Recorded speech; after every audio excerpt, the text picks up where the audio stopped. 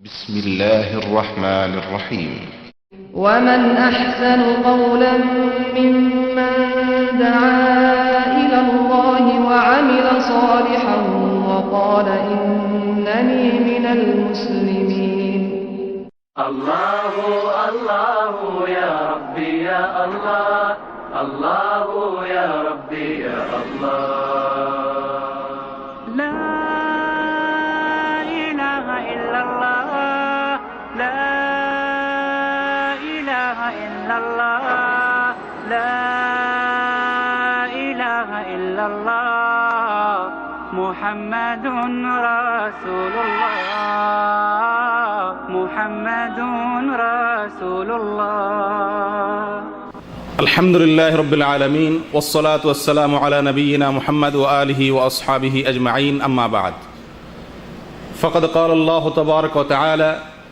والذين آمنوا أشد حبا لله وكان من دعاء النبي صلى الله عليه وسلم اللهم إني أسألك حبك وحب من يحبك وحب العمل الذي يبلغني حبك اللهم اجعل حبك أحب إلي من نفسي وأهلي ومن الماء البارد প্রিয় দিনী ভাইরা আল্লাহ সুবহানাহু ওয়া তাআলা কোরআনে কারীমের সূরা মায়েদার মধ্যে ইরশাদ করেন ইয়া আইয়ুহাল্লাযীনা আমানুত্তাকুল্লাহ ওয়াবতাগু ইলাইহিল ওয়াসিলা ওয়াজাহিদু ফি সাবিলিহি লাআল্লাকুম তুফলিহুন হে ঈমানদাররা তোমরা তাকওয়া হাসিল করো আল্লাহ তাআলাকে ভয় করো আর এই তাকওয়া তথা আল্লাহ তাআলার ভয় হাসিলের জন্য তোমরা ওসিলা গ্রহণ করো ওসিলা তালাশ করো এই ওসিলা বলতে কি বোঝানো হয় বাংলা ওসিলা নয় আমরা বাংলায় ওসিলা বলতে বুঝি কি বাংলা ওসিলা বলতে সাধারণত বুঝি কি কোনো ব্যক্তির ওসিলা ওইটাকে সাধারণত ওসিলা বলতে আমরা বুঝি যদিও ওসিলা শব্দের অর্থ হলো ভায়া মাধ্যম এই আয়াতের ব্যাখ্যায় তাফসীর বিশেষজ্ঞ উলামা একরাম বলেন ওসিলা বলতে বোঝানো হয়েছে নেক আমলকে আমালে সালেহাকে ওয়াবতাগু ইলাইহিল ওয়াসিলা মানে নেক আমলের মাধ্যমে তোমরা তাকওয়া হাসিল করার চেষ্টা করো আমরা সবাই মুত্তাকি হইতে চাই না ভাই ইচ্ছা আছে তো সবাই কোরআনে কারীমের শুরুতেই আল্লাহ তাআলা বলে রেখেছেন যে এই কোরআন হুদাল লিল মুত্তাকিন এই কোরআনটা কি হুদাল লিল মুত্তাকিন মুত্তাকিদেরকে পথ দেখাবে কোরআন যদি আপনাকে পথ দেখাবে এটা আপনি চান তাহলে আপনাকে মুত্তাকি হতে হবে কি হতে হবে আলহামদুলিল্লাহ আমরা সবাই মুমিন আমরা সবাই মুসলিম আলহামদুলিল্লাহ কিন্তু সবাই কি নই পরিপূর্ণ মুত্তাকি নই মুত্তাকিও হয়তো মুত্তাকিরও অনেকগুলো স্তর আছে তাফসিরে বাইজাবিতে এই আয়াতের ব্যাখ্যায় তাকওয়ার 3টা স্তর উল্লেখ করা হয়েছে তো মুত্তাকি বলা হয় ওই ব্যক্তিকে যে ব্যক্তি আল্লাহর ভয়ে হারাম কাজসমূহ থেকে বেঁচে থাকে আল্লাহর নির্দেশসমূহকে ফলো করে চলে কার ভয়ে আল্লাহর ভয়ে তাকে কি বলে মুত্তাকি এই তাকওয়া অর্জন করা এটা প্রত্যেক ঈমানদারের জন্য জরুরি কারণ জান্নাতে যাওয়ার জন্য তাকওয়ার কোনো বিকল্প নাই তাকওয়া ছাড়া কোনো লোক জান্নাতে যেতে পারবে না কারণ কোরআনে কারীমে আল্লাহ তাআলা বলেছেন জান্নাত সম্পর্কে যে জান্নাত আল্লাহ তাআলা প্রস্তুত করেছেন কার জন্য মুত্তাকিদের জন্য উইদ্দাত লিল মুত্তাকিন আল্লাহ তাআলা আমাদের সকলকে মুত্তাকি হওয়ার তৌফিক দান করেন মুত্তাকিদের মধ্যে সবচেয়ে আফর ক্লাসের মুত্তাকি হওয়ার তৌফিক আল্লাহ তাআলা আমাদেরকে দান করেন প্রিয় দিনী ভাইরা মুত্তাকি হওয়ার জন্য আমাদেরকে কি করতে হবে ওয়াবতাগু ইলাইহিল ওয়াসিলা আমালে সালেহা বা ভালো কাজ করে করে তাকওয়ার দিকে অগ্রসর হতে হবে আল্লাহ সুবহানাহু ওয়া তাআলা আয়াতের শেষের দিকে বলেন ওয়াজাহিদু ফি সাবিলি আল্লাহর পথে আল্লাহর রাহে ইবাদতের পথে মুজাহাদা করো সাধনা করো কষ্ট করো তাহলে কি হবে তোমরা সফল কাম হতে পারবে প্রিয় দিনী ভাইরা অতএব আমল এবং ইবাদতের মাধ্যমে আল্লাহ তাআলার তাকওয়া আল্লাহ তাআলার ভয় আমাদের অন্তরে হাসিল করার চেষ্টা করতে হবে ঠিক কি না আল্লাহ সুবহানাহু ওয়া তাআলা আমাদেরকে অনেক নির্দেশ করেছেন অনেক কাজ থেকে নিষেধ করেছেন আল্লাহ নির্দেশিত বিষয় বহু আবার নিষিদ্ধ বস্তুগুলো অনেক তার ভিতরে বিশেষ কিছু কাজ আছে আল্লাহ তাআলার কাছে একটু বেশি প্রিয় বিশেষ কিছু কাজ আছে যে কাজগুলো আল্লাহ তাআলার কাছে একটু বেশি পছন্দের সব আমলই আল্লাহ তাআলা, নেক আমল সবগুলোই আল্লাহ তাআলা করতে বলেছেন, তবে কিছু কিছু নেক আমল আছে যেই নেক আমলগুলো আল্লাহ তাআলার কাছে একটু বিশেষ পছন্দের। কোরআনে কারিমে আল্লাহ সুবহানাহু ওয়া তাআলা বলেন, ওয়াল্লাযীনা আমানু আশাদ্দু হুব্বাল লিল্লাহ, আর যারা ঈমানদার, যাদের মধ্যে কি আছে? ঈমান আছে, তারা আল্লাহ তাআলাকে সবচেয়ে কঠিনভাবে ভালোবাসে, প্রচন্ডভাবে আল্লাহকে ভালোবাসেন যারা কি? ঈমানদার। ঈমানদাররা আল্লাহ তাআলাকে ভালোবাসতে বাধ্য, এটা ঈমানের সাথে ভালোবাসার অটোমেটিক স্বয়ংক্রিয় একটা সম্পর্ক। যদি আপনার ভিতরে ঈমান থাকে তো আল্লাহর প্রতি আপনার ভালোবাসা অটোমেটিকলি চলে আসবে। যার ভিতরে আল্লাহ তাআলার প্রতি ঈমান যত বেশি, তার ভিতরে আল্লাহ তাআলার প্রতি ভালোবাসাও তত বেশি। প্রিয় দিনী ভাইয়েরা, আল্লাহ সুবহানাহু ওয়া তাআলার প্রতি আমাদের ভালোবাসা অনেক সময় যেভাবে হওয়া দরকার সেভাবে আমরা উপলব্ধি করি না নিজের ভিতর। আমরা স্ত্রীর ভালোবাসা অন্তরে আছে, এটা কাউকে বুঝেই বলতে হয় না, এটা আমার আচার আচরণ কাজকর্ম দেখলেই বোঝা যায়, ঠিক না? আমার সন্তানকে, আমার বাবা মাকে আমি ভালোবাসি, এটা ওয়াজ করে বোঝানো লাগে না, তাদেরকে ভালোবাসা দরকার। এই জিনিসটা কেউ আজ পর্যন্ত শুনছেন যে স্ত্রী, সন্তান, সন্ততি, মা বাবার ভালোবাসা জরুরি, এই কথা ওয়াজ করে কাউকে বুঝাইতে হয়েছে? শুনছেন কোনোদিন? স্বয়ংক্রিয়ভাবে কি আছে? মানুষের অন্তরে ভালোবাসা চলে আসে। কিন্তু আফসোসের বিষয়, আল্লাহ সুবহানাহু ওয়া তাআলার প্রতি বান্দার যে ভালোবাসা হওয়া দরকার, সেই ভালোবাসাটা যে মাত্রায় হওয়া দরকার সে মাত্রায় আমাদের কারোর ভিতরেই থাকে না বা নেই। এটা বুঝিয়ে বলতে হয়। তার কারণ হলো, দুনিয়াতে স্ত্রী, সন্তান, মা বাবা, এদের অবদান, এদের আমাদের প্রতি তাদের অনুগ্রহ, এগুলো আমাদের কাছে মোটামুটি স্পষ্ট, যার কারণে খুব একটা বলতে হয় না, বুঝিয়ে বলতে হয় না কেন তাদেরকে ভালোবাসতে হবে। কিন্তু আল্লাহ সুবহানাহু ওয়া তাআলা আমাদের প্রতি কত ইহসান করেছেন, তার কত অনুগ্রহ আমাদের প্রতি, সেই অনুগ্রহের গুলোর আলোচনা আমরা যত বেশি করব, যত বেশি শুনবো, তত বেশি আল্লাহ তাআলার প্রতি আমাদের ভালোবাসা সৃষ্টি হবে। আমাদেরকে আল্লাহ সুবহানাহু ওয়া তাআলা মানুষ করে সৃষ্টি করেছেন, কুকুর শুকর বানান নাই। কত বড় ইহসান এটা!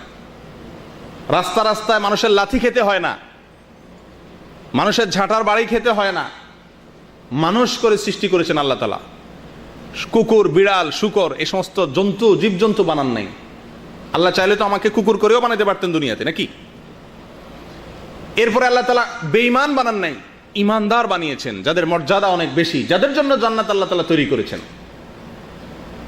আল্লাহ তাআলা জীবনে সে মায়ের পেট থেকে, ত্রিমুখী অন্ধকারের মধ্যে থেকে আল্লাহ তাআলা আমাদেরকে রিজিক দিয়ে যাচ্ছেন, এখনো পর্যন্ত রিজিক সরবরাহ করে যাচ্ছেন, ঠিক না? একবার অক্সিজেন নিচ্ছি, নিঃশ্বাস টান দিলাম, দ্বিতীয়বার যে ছাড়বো সেই ক্ষমতা আমার হাতে নেই, যদি আল্লাহ তাআলা অনুগ্রহ না করেন। আল্লাহ তাআলা অনুগ্রহ করছেন বিধে আবার ছাড়তে পারলাম। আবার যে গ্রহণ করতে পারবো নিঃশ্বাস, সেই ক্ষমতা আমার হাতে নাই, পৃথিবীর কোনো মানুষের হাতে নাই। আল্লাহ তাআলা সেই সুযোগটা দিচ্ছেন। প্রতি সেকেন্ডে সেকেন্ডে আল্লাহ সুবহানাহু ওয়া তাআলার অসংখ্য অগণিত নেয়ামত এর ভিতরে আমরা হাবুডুবু খাচ্ছি। জীবনে বহু বিপদ থেকে আল্লাহ তাআলা আমাদেরকে রক্ষা করেছেন। অনেক বিপদে আমরা পড়ে যেতাম, অল্পের জন্য রক্ষা করেছেন কে? আল্লাহ সুবহানাহু ওয়া তাআলা।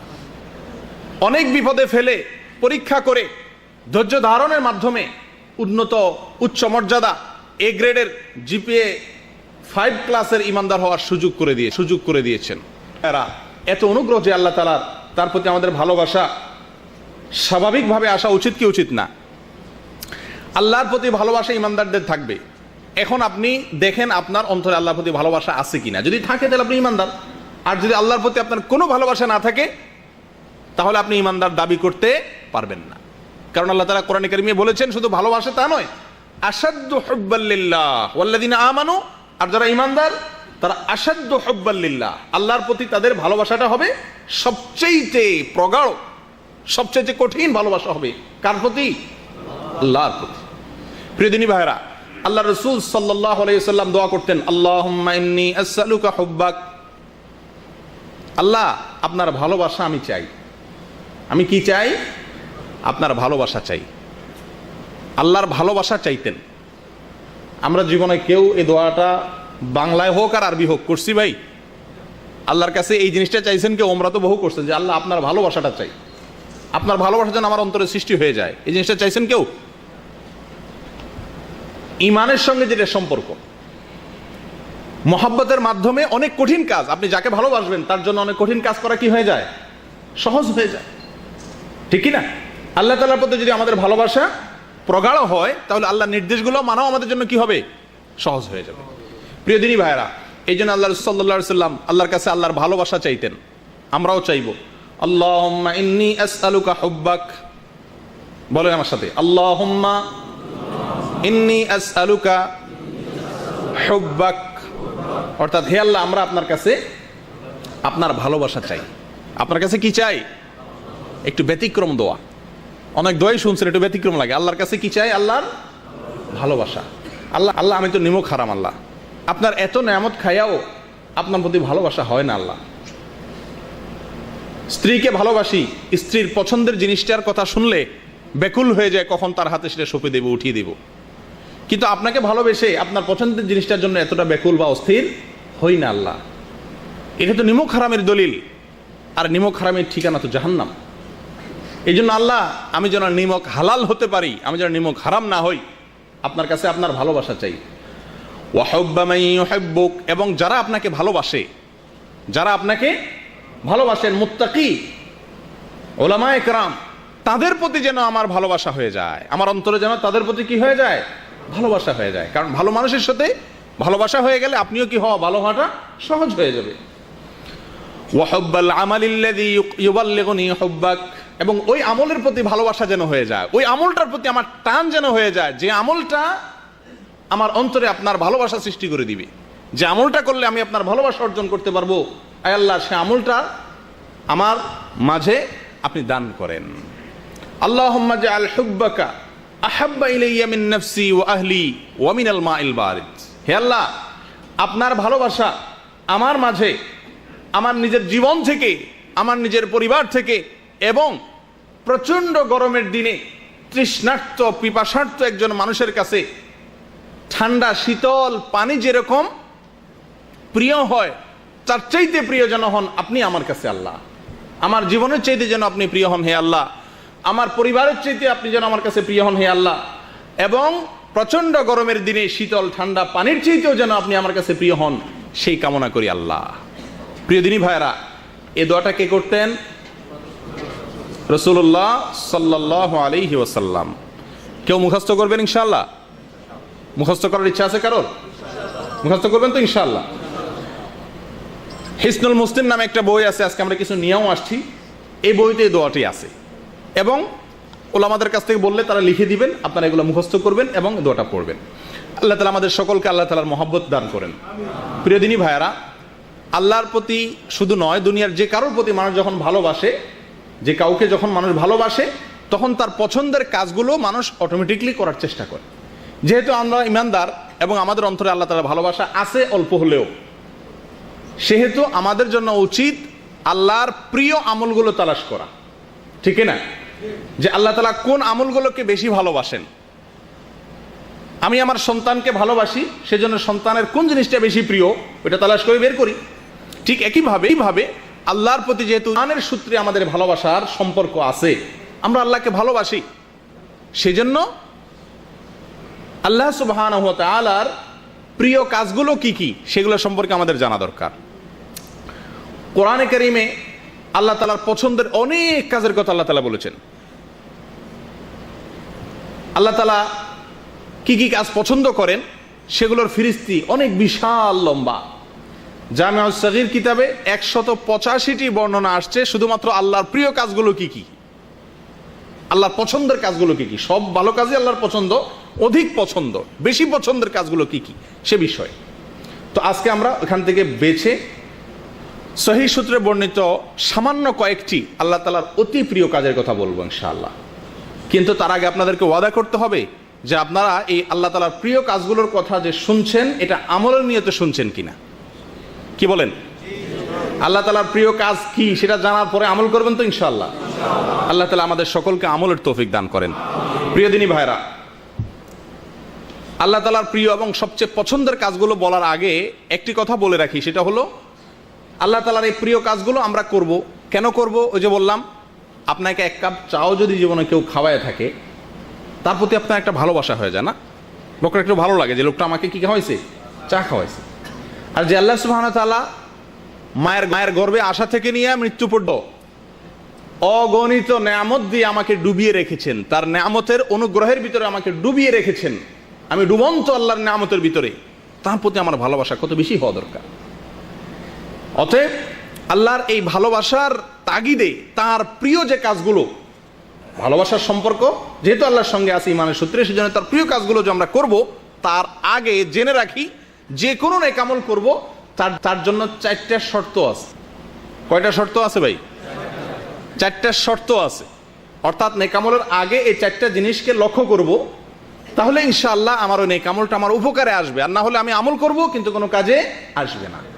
1 নম্বর ইখলাস। 1 নম্বর কি থাকতে হবে ভাই? ইখলাস বলতে ওই কাজটি শুধুমাত্র কার উদ্দেশ্যে করব? আল্লাহ সুবহানাহু ওয়া তাআলার উদ্দেশ্যে করব। দ্বিতীয়ত হলো নিয়ত। কি থাকতে হবে ভাই? ইখলাস এক জিনিস, নিয়ত কিন্তু আরেক জিনিস। ইখলাস এক জিনিস আর নিয়ত আরেক জিনিস। ইখলাস হলো শুধুমাত্র আল্লাহর সন্তুষ্টির উদ্দেশ্যে করা। আর নিয়তের কতগুলো স্তর আছে। নিয়তের প্রাথমিকভাবে 2টি স্তর আছে। একটা হলো যে কোনো ভালো কাজ আপনি করবেন, এটাকে তাময়িজুল ইবাদাতি আনিল আদাহ, সাধারণ অভ্যাসগত কাজ নয়, এটা আল্লাহকে খুশি করার জন্য ইবাদত হিসেবে করছি, ইবাদতের উদ্দেশ্য অন্তরে থাকা, এটা হলো নিয়তের একটা পার্ট। নিয়তের দ্বিতীয় পার্ট হলো তাময়িজুল ইবাদাতি আনিল ইবাদাত, ইবাদতকে অন্য ইবাদত, এটা সালাত আদায় করছি, এটা যোহর আসর নয়, এটা আসর মাগরিব নয়, কোন ইবাদত এটা ফিক্স করে অন্তরে নিয়ত আনা, এটা হলো নিয়তের দ্বিতীয় পার্ট। অতএব আমল যেগুলো আল্লাহ তাআলার প্রিয় আমলের কথা আমরা শুনবো, এগুলোর আগে জেনে রাখি যে কোনো আমল করার জন্য 1 নম্বর শর্ত হলো ইখলাস থাকতে হবে, দ্বিতীয় শর্ত হলো কি থাকতে হবে? নিয়ত থাকতে হবে। 3 নম্বর শর্ত হলো যে আমলটা করব সেটা রাসূলুল্লাহ সাল্লাল্লাহু আলাইহি সাল্লামের বাতানো এবং সঠিক পদ্ধতি অনুযায়ী হতে হবে। 4 নম্বর শর্ত হলো যে আমলটা আমরা করব সে আমলটা যাতে নষ্ট হয়ে না যায়, এমন কোনো কাজ করব না যে কাজের মাধ্যমে আমল কি হয়ে যায়? নষ্ট হয়ে যায়। কিছু মন্দ কাজ আছে যে মন্দ কাজগুলো করলে মানুষের আমল কি হয়ে যায়? নষ্ট হয়ে যায়। সে মন্দ কাজগুলো আমরা কি করব না। আল্লাহ তাআলা আমাদের সকলকে এই 4টি শর্তকে পুরা করে তারপরে নেক আমল করার তৌফিক দান করেন। প্রিয় দিনী ভাইরা, চলে আসি এবার আল্লাহ তাআলার সবচেয়ে প্রিয় আমলগুলো কি কি। তার ভিতরে সর্বপ্রথম মুসনাদে আবু ইয়ালা বর্ণিত একটা হাদিস, যেটাকে আল্লামা আলবানী হাসান বলেছেন। সে হাদিসটির মাধ্যমে আমরা 3টি আল্লাহ তাআলার প্রিয় কাজের সন্ধান পাই, খবর পাই। রাসূলুল্লাহ সাল্লাল্লাহু আলাইহি ওয়াসাল্লাম ইরশাদ করেছেন, আহাব্বুল আমালি ইলাল্লাহ ঈমানুম বিল্লাহ সুম্মা সিলাতুর রাহম সুম্মা আল আমরু বিল মা'রুফ ওয়ান নাহয়ু আনিল মুনকার। অর্থাৎ আল্লাহ তাআলার কাছে সবচেয়ে প্রিয় আমল হলো তাওহীদ, আল্লাহর প্রতি ঈমান আনা। সবচেয়ে প্রিয় আমল কি ভাই? আল্লাহর প্রতি ঈমান আনা। দ্বিতীয় প্রিয় আমল হলো সিলাতুর রাহম, আত্মীয়তার সম্পর্ক, আত্মীয়তার যে বন্ধনগুলো আছে এগুলাকে সবসময় জুড়িয়ে রাখা, যুক্ত করে রাখা, এই বন্ধনগুলো ছিন্ন না করা। 3 নম্বর আমল হলো আল আমরু বিল মা'রুফ ওয়ান নাহয়ু আনিল মুনকার, ভালো কাজের নির্দেশ করা আর মন্দ কাজ থেকে বেঁচে থাকা। এই হাদিস থেকে আমরা 3টি আল্লাহ তাআলার প্রিয় কাজ পেলাম। ঈমান আল্লাহ তাআলার সবচেয়ে প্রিয় কাজ, ঈমানের চাইতে প্রিয় কোনো কাজ আল্লাহর কাছে নাই। অতএব আমাদের সবাইকে লক্ষ্য করতে হবে আমার ঈমানের ভিতরে কোনো ধরনের ঘাপলা আছে কিনা, আমার ঈমানের সঙ্গে শিরক আছে কিনা, কোনো কারণে আমার ঈমান নষ্ট হয়ে যাচ্ছে কিনা, ধ্বংস হয়ে যাচ্ছে কিনা, এই জিনিসগুলো আমাদেরকে খেয়াল রাখতে হবে। এবং এর জন্য নাওয়াকিজুল ঈমান, ঈমান ভঙ্গকারী বিষয়গুলো কি কি, ঈমানকে ধ্বংস করে দেয় কোন কোন কাজগুলো, কোন কোন বিশ্বাসগুলো, সেগুলো সম্পর্কে স্বতন্ত্র ইলম হাসিল করতে হবে। কারণ আল্লাহর কাছে সবচেয়ে প্রিয় হলো কি? আল্লাহর প্রতি ঈমান আনা। সবচেয়ে প্রিয় আমল হলো আল্লাহর প্রতি ঈমান আনা। দ্বিতীয়ত হলো আত্মীয়তার সম্পর্ককে, বন্ধনকে যুক্ত করা, সংযুক্ত করা, আত্মীয়তার সম্পর্ককে ছিন্ন না করা। প্রিয়দিনী ভাইরা, আত্মীয়তা কাকে বলে? আত্মীয়তা বলতে কি বোঝানো হয়েছে? কে বলতে পারেন? আত্মার সাথে যার সম্পর্ক। তো এই হিসাবে তো আমরা সবাই আত্মীয়, এই হিসাবে তো আমরা সবাই আত্মীয়। ঠিক আছে, আল্লামা কুরতুবী রাহিমাহুল্লাহ আত্মীয়তার 2টা স্তর বলেছেন। একটা আত্মীয়তা হলো সারা দুনিয়ার মানুষের সঙ্গে, ইমানদারদের সঙ্গে আপনার আত্মার সম্পর্ক আছে। সারা দুনিয়ার ইমানদারদের সঙ্গে আপনার আত্মার সম্পর্ক আছে না? আপনি ভালোবাসেন না? বেঈমানদের সাথে তো আর কোনো মুসলমান কি থাকতে পারে না, আত্মার সম্পর্ক থাকতে পারে না। এই জন্য সমস্ত ইমানদার আত্মীয়। এটা হলো এক কিসিমের আত্মীয়। আর দ্বিতীয় কিসিমের আত্মীয় হলো যে সমস্ত আত্মীয়ের সঙ্গে আমার রক্তের সম্পর্ক আছে। কিসের সম্পর্ক আছে ভাই? রক্তের সম্পর্কিত আত্মীয় কারা? রক্ত সম্পর্কীয় আত্মীয় হলো বাবা এবং মা। বাবার সম্বন্ধীয় যারা এবং মায়ের সম্বন্ধীয় যারা, তারা হলেন রক্ত সম্পর্কীয় আত্মীয়। বাবার সম্বন্ধীয় আত্মীয়ের মধ্যে বাবার রক্ত যাদের শরীরে আছে, যেমন চাচা, ফুফু, চাচাতো ভাই, ফুফাতো ভাই না, কারণ ফুফাতো ভাই কি ফুফার আরেক পুরুষের, দাদা, দাদি ইত্যাদি। অনুরূপভাবে মায়ের দিক থেকে গেলে মা, খালা, মামা, নানা, নানি, এরা। আচ্ছা, আমাদের কাছে, আমাদের বাংলাদেশি সমাজের কথা বলছি আমি, আত্মীয় বলতে এ ক্লাসের আত্মীয় মনে করা হয় কাদেরকে? এ ক্লাসের একেবারে সবচেয়ে গুরুত্বপূর্ণ মেহমান কে ভাই? শ্বশুর বাড়ির লোকজন। কথা ঠিক কিনা? শ্বশুর বাড়ির লোকজন সবচেয়ে গুরুত্বপূর্ণ আত্মীয় না?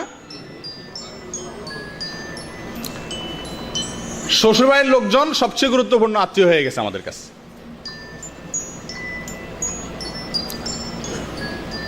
তো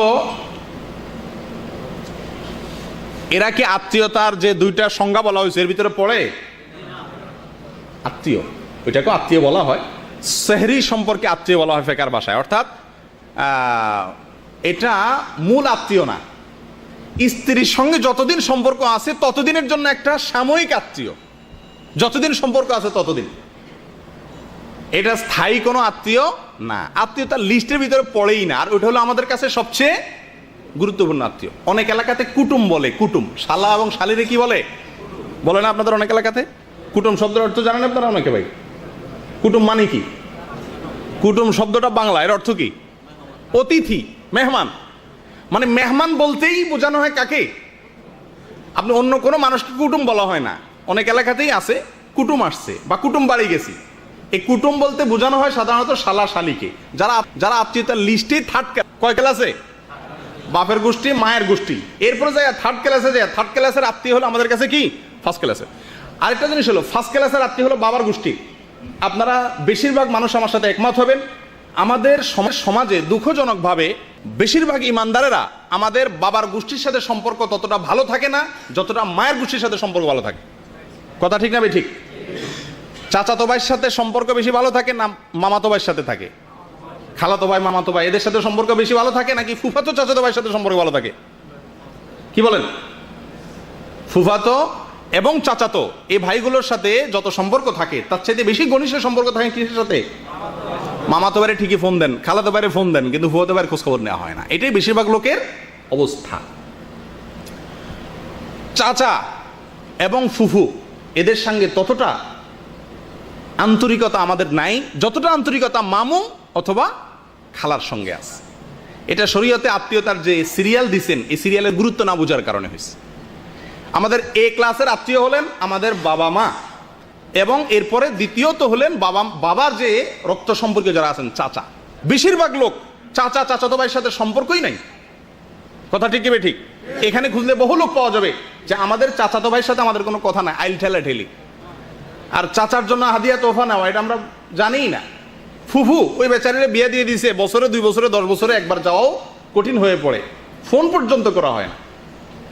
এটা রীতিমতো একটি হারাম কাজ। যদি সম্পর্ক ছিন্নের পর্যায়ে চলে যায় কবিরা গুনাহ। জেনে রাখবেন কোরআনে কারিমে আল্লাহ সুবহানাহু ওয়া তাআলা যেই অপরাধের শাস্তি হিসাবে ইরশাদ করেছেন যে আল্লাহ তাআলা আমাদেরকে অন্ধ করে দিবেন, বধির করে দিবেন, সে অপরাধটি হলো আত্মীয়তার সম্পর্ক ছিন্ন করা। রাসূলুল্লাহ সাল্লাল্লাহু আলাইহি সাল্লাম বলেছেন লাআনাল্লাহু কাতিআর রাহিম, আত্মীয়তার সম্পর্ক যারা ছিন্ন করে তাদের প্রতি আল্লাহর গজব নাজিল হয়, আল্লাহর লানত নাজিল হয়। আপনি এখানে ওয়াজ শুনে কি লাভ হবে? আল্লাহর গজব নাজিল হওয়ার কাজ করে আছেন, ওয়াজ শুনে কোনো ফায়দা হবে না। অন্য হাদিসে আসছে রাসূলুল্লাহ সাল্লাল্লাহু আলাইহি সাল্লাম ইরশাদ করেছেন যে ব্যক্তি আত্মীয়তার সম্পর্ক ছিন্ন করে সে জান্নাতে প্রবেশ করবে না। ছিন্ন করলে এখানে একটু বুঝতে হবে যোগাযোগ না করা এক জিনিস, ছিন্ন করা আরেক জিনিস। ছিন্ন করা বলতে যে কোনো কারণে, যত যুক্তিসঙ্গত কারণই থাকুক না কেন, চাচাতো ভাইয়ের সাথে আমার কোনো যোগাযোগ নেই, ছিন্ন করে ফেলছি, চিনি না তোরে, চাচাকে চিনি না, মাকে চিনি না, বাবাকে চিনি না, সম্পর্ক ছিন্ন করে ফেললাম। এই অবস্থা যদি আমার মৃত্যু এসে যায়, আল্লাহ না করেন, আমি যদি এটাকে পুনরায় জোড়া দেওয়ার আগে আমি দুনিয়া থেকে চলে যাই, তো জাহান্নামী হিসাবে দুনিয়া থেকে যেতে হবে। আল্লাহ তাআলা আমাদেরকে হেফাজত করেন। তাহলে আত্মীয়তার সম্পর্ক জোড়া দেবো তো ইনশাআল্লাহ। যারা এই প্রবাসে থাকার কারণে, নানা কারণে, সম্পদের কারণে হোক, জমি জমার কারণে হোক, আত্মীয়ের লিস্টে যাদের নাম আছে তাদের সঙ্গে আমাদের সম্পর্ক নষ্ট হয়ে গেছে, তারা সম্পর্কগুলোকে পুনঃস্থাপন করবো ইনশাআল্লাহ। করবো তো? আজকেই তওবা করে নেন যে এই হারাম কাজ নিয়ে আমি দুনিয়া থেকে যাব না, এই হারাম কাজ থেকে আমি ফিরে আসব। বেশি কিছু করতে হবে না, অন্তত তাদের সঙ্গে সালাম বিনিময়, তাদের কল্যাণ কামনা করা এবং তাদের যে কোনো কিছুতে তাদের ভালো এবং মঙ্গল চাওয়া, স্বাভাবিক সম্পর্ক রাখা। যদি খুব বেশি মাখামাখি করতে গেলে অসুবিধা হয়, দরকার নেই মাখামাখি করার, স্বাভাবিক সম্পর্কটা অন্তত রাখতে হবে। বিশেষ করে চাচা এবং ফুফু, এই অবহেলিত দুটি সম্পর্ক। বিদেশ থেকে যাওয়ার সময় আপনারা প্রত্যেকেই কম বেশ শালা শালিরে ফোন করে ঠিকই জিজ্ঞান কি আনবো তোমার জন্য, ঠিক না? ছোট ভাই বোনদেরকে কয়জনে জিজ্ঞাসা করেন? এর মাত্রা খুবই কম। শালা শালির সামনে লাগেজ নিয়ে খুলে বলেন তোমার যেটা মনে চায় না, ঠিক না? আর ছোট ভাই বোনদের দিয়ে বলেন এটা তোর জন্য আনছি, ধর, আর হাত দিবি না কিছু। শ্বশুর বাড়ি গেলে আরে আমার মতো মিষ্টি, মানে কথা দিয়া মুখ দিয়ে মনে হয় যে চিনির বস্তা বাইরে শ্বশুর বাড়িতে, ঠিক না? আর বাবার বাড়িতে আসলে কি মা কি বাপ কি ভাই কি বোন সবার সাথে চরম ছেঁচড়ার মতো আচরণ করি আমরা, ঠিক না? ঠিক। এগুলো সবগুলো আত্মীয়তার সম্পর্ক পুনঃস্থাপন করা, মজবুত করা, সুদৃঢ় করার আসমানি যে নির্দেশ, আল্লাহর প্রিয়তম আমলগুলোর মধ্যে থেকে একটি আমলকে আমরা লঙ্ঘন করে চলি। তওবা করবো তো ইনশাআল্লাহ। আল্লাহ তাআলা আমাদের সকলকে আত্মীয়তার সম্পর্ককে স্থাপন করার তৌফিক দান করেন। আল্লাহ তাআলা যে সিরিয়ালে যাকে যতটা গুরুত্ব দিয়েছেন সেই সিরিয়ালে ততটা গুরুত্ব দেওয়ার তৌফিক দান করেন। মামুর গোষ্ঠীর চাইতে বাপের গোষ্ঠীর আত্মীয়তা বেশি মজবুত, এক নম্বরের, ওইটাকে গুরুত্ব বেশি দেওয়ার তৌফিক দান করেন। আর শ্বশুরবাড়ির গোষ্ঠীর আত্মীয় থার্ড ক্লাসের, এটা ম্যাডামকে বলার দরকার নাই, আপনি নিজের ভিতরে রাখেন যে এটা কোন ক্লাসের? থার্ড ক্লাসের। থার্ড ক্লাসের আত্মীয়কে আমি ফার্স্ট ক্লাসের মর্যাদা দিলে এটা জুলুম হবে। এটা কি হবে? জুলুম হবে। প্রিয় দিনী ভাইরা, আল্লাহ তাআলার প্রিয় আমলগুলোর মধ্যে থেকে হাদিসে যেটা আসছে আরেকটা হলো আমরে বিল মারুফ নাহি আনিল মুনকার, ভালো কাজের আদেশ আর অসৎ কাজের বাধা প্রদান। আমার আগে আমাদের শেখ এজাজুল হক সাহেব, আমাদের শেখ আব্দুল্লাহ আল হাদি বলছিলেন এই বিষয়ে মোটামুটি কিছু কথা এসে গেছে। আমরা অনেকেই ভালো কাজ নিজে করি কিন্তু অন্যকে বলি না। আমরা আসার সময় দেখেছি আমাদের বহু স্বদেশী ভাইয়েরা আড্ডা মারছেন, বসে আছেন, দাঁড়িয়ে আছেন। আপনি আসার সময় কয়জন মানুষকে ধরে বলেছেন ভাই চলো আল্লাহর কিছু কথা শুনি, নিজের জীবনকে গঠন করি, জান্নাতের যাওয়ার কিছু উপায় নিজের জন্য অবলম্বন করি, আবিষ্কার করি, চলো দিনের মজলিসে যাই, ইসলাম শিখি। কয়জনকে আমরা আহ্বান করছি? আমার সামনে অন্যায় কাজ হয়, আমরা কয়জনে বাধা দেই? বিশেষ করে আজকের এই যুগটা চলছে চরম স্বার্থপরতার যুগ, মানুষ সবাই আত্মকেন্দ্রিক। আমরা সবাই কি হয়ে গেছি? আত্মকেন্দ্রিক হয়ে গেছি। একজন কোনো অন্যায় কাজ করলে আমরা বলি যে আমার দরকার কি? এটা কি স্মার্টনেস বলা হয়? আত্মকেন্দ্রিক হয়ে গেলাম, কাউকে নিয়ে ভাবলাম না। ইসলাম এই নির্দেশ দেয় না। আল্লাহ তাআলার প্রিয় কাজগুলোর ভিতরে একটা হলো সৎ কাজের আদেশ দেওয়া, আর অন্যায় কাজ থেকে কি দেওয়া? বাধা দেওয়া। অন্যায় কাজ থেকে বাধা দেওয়ার মতো যদি শারীরিক শক্তি আপনার না থাকে, হাত দিয়ে যদি বন্ধ করার শক্তি না থাকে, তাহলে মুখ দিয়ে বলবেন। মুখ দিয়েও যদি বলার শক্তি না থাকে, অন্তত অন্তর থেকে ওইটাকে পরিবর্তনের পরিকল্পনা করবেন, ঘৃণা করবেন। এটা ইমানের সর্বনিম্ন স্তর।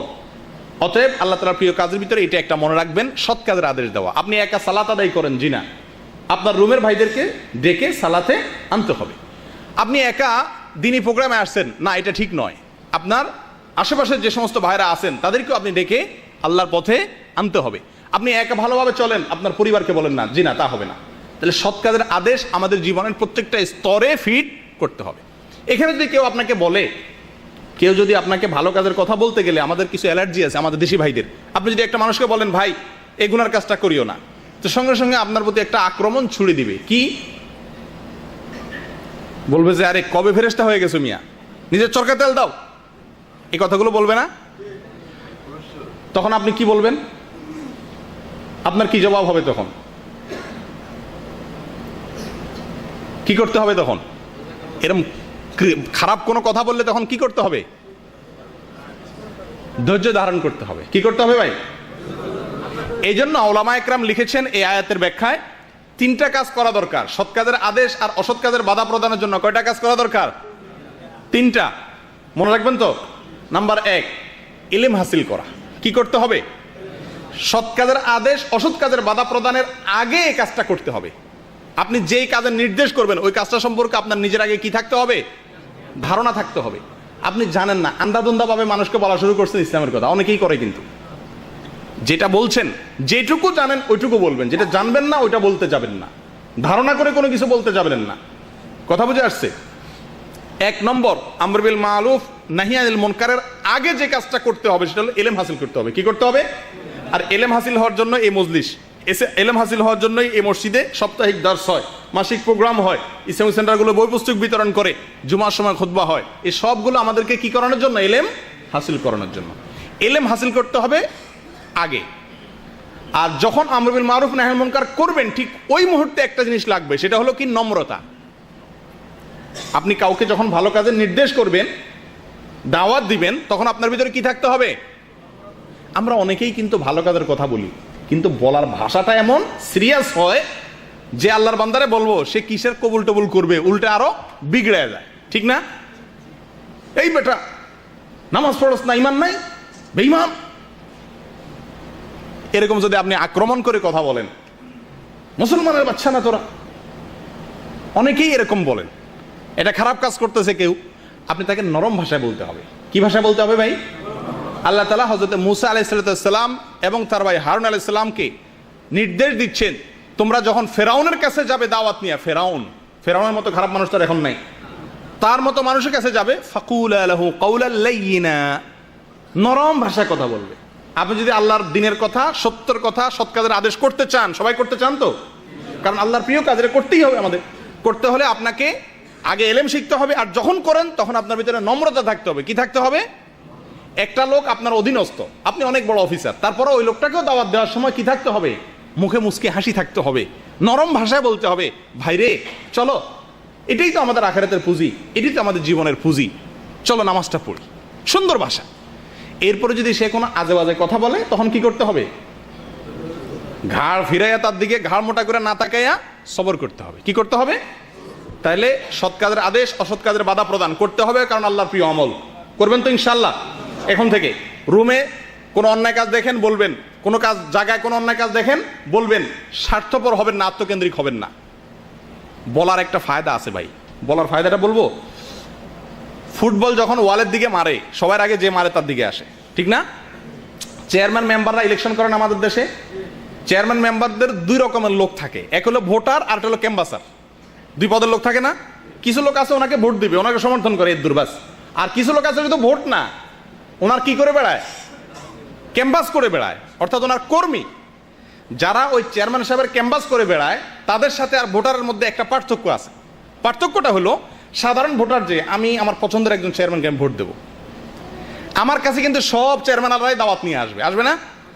সবাই এসে আমাকে দাওয়াত দিবে, ভাই আমার ভোটটা দিন, ঠিক না? যে ক্যাম্বাসার তার কাছে কিন্তু ভুলেও কেউ দাওয়াত নিয়ে যাবে, কারণ সবাই জানে এ তো সিলমারা, অমুকের লোক, কর্মী, ওই লোকের ওই দলের নেতা, আসে তার কাছে কেউ যাবে, ভাই আমাদেরকে ভোট দিয়েন। আল্লাহ তাআলার পথে আপনি যখন অন্যকে আহ্বান করবেন, শয়তান এবং আপনার মন্দ যে দুনিয়ার মানুষ শয়তান যারা আপনাকে খারাপ পথে আহ্বান করতো, আপনার এই গুণটা থাকার কারণে অনেক খারাপ কাজ থেকে আল্লাহ তাআলা আপনাকে রক্ষা করবেন। অটোমেটিকলি তারা আপনাকে আহ্বান করতে আসবে না। ও এই লোক, এই তো মতুয়া, এর কাছে কি বলবো আর। কি বলেন? কথা ঠিক কি ঠিক? প্রিয় দিনী ভাইয়েরা, সৎ কাজের আদেশ এবং অসৎ কাজের বাধা প্রদান আল্লাহর প্রিয় কাজগুলোর একটা। করবেন তো ইনশাআল্লাহ? জি। আল্লাহ তাআলা আমাদের সকলকে আল্লাহ যেভাবে পছন্দ করেন সেভাবে করার তৌফিক দান করেন। দ্বিতীয় যে হাদিসটি আমরা বলবো আল্লাহ তাআলার প্রিয় আমলের মধ্য থেকে, সেটা হলো সহিহ বুখারী এবং মুসলিমে আসছে। রাসূলুল্লাহ সাল্লাল্লাহু আলাইহি ওয়াসাল্লাম ইরশাদ করেছেন, আহাব্বুল আ'মালি ইলাল্লাহি আস-সালাতু লিওয়াক্তিহা সুম্মা বিররুল ওয়ালিদাইন সুম্মাল জিহাদু ফি সাবিলিল্লাহ। এই হাদিসে 3টা আমল আসছে। 1 নম্বর আমল হলো সময় মতো সালাত আদায় করা, সময় মতো সালাত আদায় করা, 5 ওয়াক্ত সালাতকে সময় মতো আদায় করা। অন্য রাওয়ায়াতে আসছে লি আউয়ালি ওয়াক্তিহা, ওয়াক্তের ভিতরে মনে করেন জোহরের ওয়াক্ত 2 ঘন্টা টাইম থাকে, এর ভিতরে প্রথম ওয়াক্তে একেবারে ওয়াক্ত হওয়ার সঙ্গে সঙ্গে প্রাথমিক ওয়াক্তে নামাজ আদায় করা, এটা আল্লাহ তাআলার কাছে প্রিয়। এটা আল্লাহ তাআলার কাছে কি? আমরা অনেকে হয়তো সালাত আদায় করি কিন্তু প্রথম ওয়াক্তে আদায়টা হয় না। আর বিশেষ করে একটা কথা আমি বলতে বাধ্য, সেটা হলো আমাদের মা বোনরা যারা দেশে আছেন, আমার যতটুকু জানা ভুল হইতে পারে, আমি যতটুকু জানি সেটা হলো আমাদের দেশে মা বোনরা প্রায় সকলে ইল্লা মাশাআল্লাহ, হাজার ভিতরে দুই একজন বেঁচে আছেন কিনা জানি না, দিনদার যারা 5 ওয়াক্ত নামাজ আদায় করেন, ওনারাও আউয়াল ওয়াক্তে নামাজটা পড়েন না। এটা মা বোনদের ভিতরে রোগটা বেশি। ওই মনে করেন বাসা বাড়ির কাজ, রান্না বাড়ার কাজ, বাচ্চা কাচ্চা আছে, এগুলো সব সাইরা জামা কাপড় ধুইয়া, গা গোসল ধুইয়া তারপরে কি করবে, জোহর পড়বে। জোহর পড়তে দেখা যায় আসর আজানের কাছাকাছি হয়ে যায়। এই অবস্থা আপনাদের বাসা বাড়িতে হয় কিনা জানি না, আমার বাসা বাড়িতে হয়। বহু বলতে হয়েছে আমার আত্মীয় স্বজনদেরকে, মা বোনদেরকে, আপনাদের বাসা এরকম হয় না? বিশেষ করে মহিলাদের মধ্যে এই রোগটা আমাদের দেশে অনেক বেশি, যে আউয়াল ওয়াক্তে নামাজ পড়া মহিলা খুঁজে পাওয়া খুব দুষ্কর হয়ে যায়। তাদেরকে শিখাবেন আপনার কাজের মাঝখানে যদি আজান হয়ে যায়, সব কাজ রেখে চুলা কমিয়ে দিয়ে ওযু করে আগে নামাজটা পড়ে নেন। তাদের ভিতরে একটা ওয়াসওয়াসার ব্যারাম, সেটা হলো যে না, গোসল না করে নামাজ পড়বো না। তো গোসল কাজ আগে শেষ করতে হয়, কাজ শেষ করে গোসল করতে করতে দেখা যায় 3টা বেজে যায়, জোহর নামাজ আদায় করা হয়ে ওঠে না। বিশেষ করে জোহর এবং আসরের মধ্যে এই গাফলতিটা প্রচন্ড পরিমাণে হয়। ঠিকই ঠিক না? এটা আমাদের সকলের দায়িত্ব, তাদেরকে সচেতন করা, সাবধান করা, যে বলবেন আল্লাহর প্রিয় আমলের মধ্যে একটা হলো আউয়াল ওয়াক্তে নামাজ আদায় করা। আর প্রবাসেও আমাদের বহু ভাইরা আছেন যারা যে কোনো কারণেই হোক নামাজকে পিছিয়ে দেন, একটু দেরিতে পড়েন। আপনাদের মধ্যে আছে কি নাই? কোরআন কারীমে আল্লাহ তাআলা বলেন, ফাওয়াইলুল লিল মুসাল্লিন আল্লাযীনা হুম আন সালাতিহিম সাহুন। ওই সমস্ত ঈমানদারদের জন্য ওয়াইল, ধ্বংস। ওই সমস্ত নামাজিরা ধ্বংস হবে, নামাজি ধ্বংস হবে। সুবহানাল্লাহ, বেনামাজি না, নামাজি লোক ধ্বংস হবে। কোন নামাজি? আল্লাযীনা হুম আন সালাতিহিম সাহুন, যে নামাজিরা তাদের নামাজের ভিতরে গাফলতি করে। এই আয়াতের ব্যাখ্যায় মুফাসসিরিন ইকরাম লেখেন, এই গাফলতির একটা হলো দেরি করে নামাজ পড়া। কি করে এরপর নামাজ পড়া? অনেক লোক আছে দেখবেন জামাতে নামাজের কদর নাই, ওই সূর্য ডুবে ডুবে তখন আসরের নামাজ পড়ে, আসরের আজান হয় তখন জোহরের নামাজ পড়ে। এরকম কিছু লোক আছে। আল্লাহ তাআলা আমাদেরকে যেন এটা থেকে হেফাজত করেন। দ্বিতীয়ত এই হাদিসের ভিতরে যে আমলটির কথা বলা হয়েছে, প্রিয় আমল আল্লাহ তাআলা, সেটা হলো বিররুল ওয়ালিদাইন। ভেরি ইম্পর্টেন্ট পয়েন্ট, আমাদের জন্য অত্যন্ত গুরুত্বপূর্ণ একটা বিষয়। বিররুল ওয়ালিদাইন, মা বাবার সাথে কি করা? সদাচরণ করা। মা বাবার সাথে কি করা ভাই? সদাচরণ করা। এটা এতটাই গুরুত্বপূর্ণ যে আল্লাহ তাআলা কোরআনে কারীমের ভিতরে তার ইবাদতের পাশাপাশি মা বাবার সাথে সদাচরণের কথা বলেছেন। ওয়াকাদা রাব্বুকা আল্লা তা'বুদু ইল্লা ইয়াহ, আল্লাহ ছাড়া কারোর ইবাদত করা যাবে না। তাওহীদের কথা আল্লাহ বলেছেন। সবচেয়ে প্রিয়, সবচেয়ে গুরুত্বপূর্ণ আল্লাহর কাছে কি? তাওহীদ। সেই তাওহীদের কথা বলার পরে আল্লাহ তাআলা বলেন, দ্বিতীয় পয়েন্ট আল্লাহ তাআলা বলেন কি? ওয়াবিল ওয়ালিদাইনি ইহসানা, মা বাবার সাথে সুন্দর ব্যবহার করবে। আল্লাহর ইবাদতের পাশাপাশি কি করতে হবে? মা বাবার সাথে সদ্ব্যবহার করতে হবে। প্রিয় দিনী ভাইরা, সহিহ মুসলিমের এক হাদিসে আসছে, রাসূলুল্লাহ সাল্লাল্লাহু আলাইহি ওয়াসাল্লাম বলেন, রাগিমা আনফু, রাগিমা আনফু, সুম্মা রাগিমা আনফু, সুম্মা রাগিমা আনফু। ওই লোকটা কপাল পোড়া, ওই লোকটা কপাল পোড়া, দুর্ভাগা। 3 বার বললেন। সাহাবায়ে জিজ্ঞাসা করলেন, ইয়া রাসূলুল্লাহ, কে? তিনি জবাবে বললেন, যে লোক তার মা বাবা দুজনকে অথবা দুজনের কোনো একজনকে কি পাইছে? জীবিত পাইছে, অথচ তাদেরকে সন্তুষ্ট করতে পারে নাই, তাদের ইবাদত, তাদের খেদমত করে জান্নাত লাভ করতে পারে নাই। এই কপাল পোড়া ধ্বংস হোক। প্রিয় দিনী ভাইরা, বিশেষ করে আমরা যারা প্রবাসে আছি, আমাদের জন্য এই পয়েন্টটা একটু বেশি গুরুত্বপূর্ণ এই জন্য যে দূরে থাকার কারণে অনেক ভুল বোঝাবুঝির সৃষ্টি হয়ে যায়। মায়ের সাথে বউয়ের, ঠিকই না, শ্বশুরবাড়ির সাথে বাবার একটা মিসআন্ডারস্ট্যান্ডিং, একটা গ্যাপ সৃষ্টি হয়ে যায়। দোষ জারি থাকুক না কেন, দূরে থাকার কারণে এই গ্যাপটা দিন দিন বাড়ে। দেখা যায় মোবাইলে ঘন্টায় ঘন্টা কাল ঝগড়াই চলে, কিন্তু কোনো সমাধানে আসা যায় না। একটা মৌলিক কথা জেনে রাখেন, আল্লাহ এর সন্তুষ্টির পরে এই জমিনে, আল্লাহর দুনিয়াতে সবচেয়ে গুরুত্বপূর্ণ আমার কাছে কার সন্তুষ্টি? মা এবং বাবা। মনে রাখতে হবে, ওয়ালা তাকুল্লাহুমা উফিন ওয়ালা তানহারহুমা। আল্লাহ বলেছেন মা বাবাকে কি বলা যাবে না? উফ, উফ, এটা কি করা যাবে না? বলা যাবে না। মা বাবাকে সন্তুষ্ট রাখার চেষ্টা করতে হবে যতক্ষণ পর্যন্ত তারা আল্লাহর হুকুমের বাইরে কিছু করতে না বলেন। আল্লাহর হুকুমের বাইরে যতক্ষণ পর্যন্ত কিছু করতে না বলেন, ততক্ষণ পর্যন্ত তাদের কথা মানা কি ফরজ। স্ত্রীর সাথে মায়ের যদি দ্বন্দ্ব হয়, কোনটাকে প্রাধান্য দিবেন? মাকে না স্ত্রীকে? যদি মা জুলুম করে তাহলে কি করবেন? মা এবং বউ সাথে কোনো ঝামেলা হলে 99% ছেলেদের কাছে মনে হয় মা জুলুমটা করতেছে বউয়ের উপরে, ঠিক কি না? এই ক্ষেত্রে আমরা কি করব? মাকে প্রাধান্য দেব। তো মা যদি জুলুম করে, মা যদি বউর উপরে জুলুম করতে বলে, তাহলে কি আমি সেটা করব না? মা যদি বলে বাবা তোরে বরে ফিডা, তার জন্য আর কিছু দিবি না, তো মার সেই নির্দেশ কি করা যাবে না? মানা যাবে না। কিন্তু মায়ের সাথে ব্যবহার খারাপ করা যাবে না। মা যদি অন্যায় করতে বলে, তাহলে সে অন্যায় কাজটা করবেন না, কিন্তু মায়ের সাথে কথা বলতে হবে কিভাবে? নম্রভাবে, যে মা এটা আমি করতে পারতেছি না। আর যদি কিছু না বলতে পারেন, চুপচাপ থাকেন, ব্যবহার খারাপ করতে যাবেন না।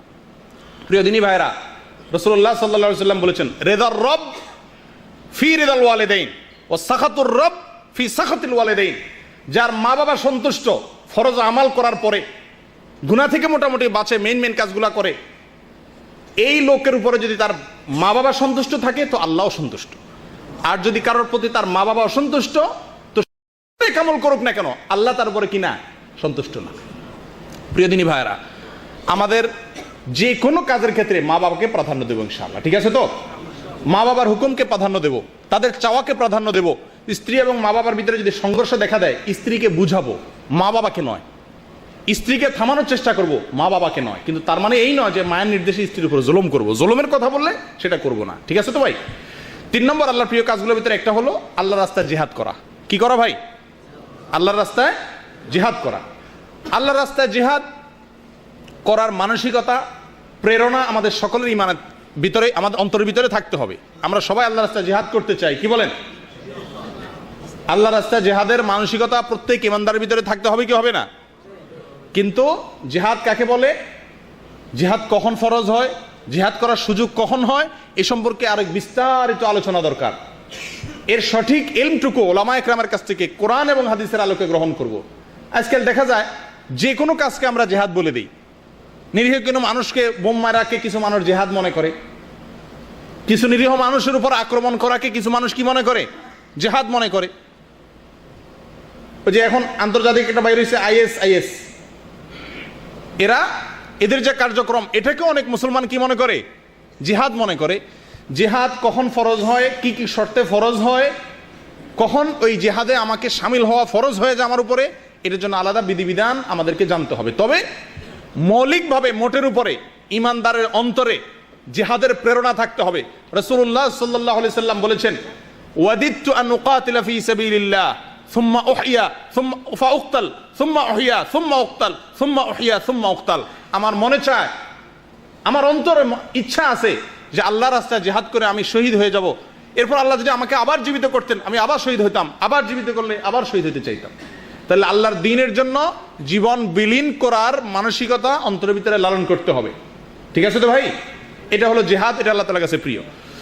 তৃতীয়ত, আল্লাহ তাআলার কাছে প্রিয় আমলের তালিকাতে আরেকটি আমল আছে, সহিহ বুখারী এবং মুসলিমে আসছে। রাসূলুল্লাহ সাল্লাল্লাহু আলাইহি ওয়াসাল্লাম বলেছেন, আহাব্বুল আমালি ইলাল্লাহি আদওয়ামুহা ওয়া ইন কাল। আল্লাহ তাআলার কাছে সবচেয়ে প্রিয় আমল ওই আমলটি, যে আমলটি বান্দা কন্টিনিউ করে, যে আমলটা বান্দা কি করে, যদিও সেটা কম হয়, সে আমলটা পরিমাণে যদি ছোটও হয়, কিন্তু সব সময় করে, এরকম আমল আল্লাহর কাছে কি বেশি প্রিয়। যে কোনো আমলে আল্লাহর কাছে প্রিয়, কিন্তু বেশি প্রিয় কোন আমলটা? যে আমলটা বান্দা নিয়মিত করে। আজকে একদিন মাশাআল্লাহ মসজিদ ভর্তি হয়ে গেছেন, সবাই আসছেন, এটা আল্লাহর কাছে প্রিয়, এটা আল্লাহর কাছে কি? কিন্তু আল্লাহ সবচেয়ে প্রিয়, আপনি যদি আল্লাহকে ভালোবাসেন সবচেয়ে বেশি, ইমানদার, এই জন্য সবচেয়ে বেশি আল্লাহ পছন্দের কি জিনিস সেটা তো জানতে হবে। আল্লাহর কাছে সবচেয়ে প্রিয় হলো এই মজলিসের ভিতরে ওই সমস্ত লোকেরা যারা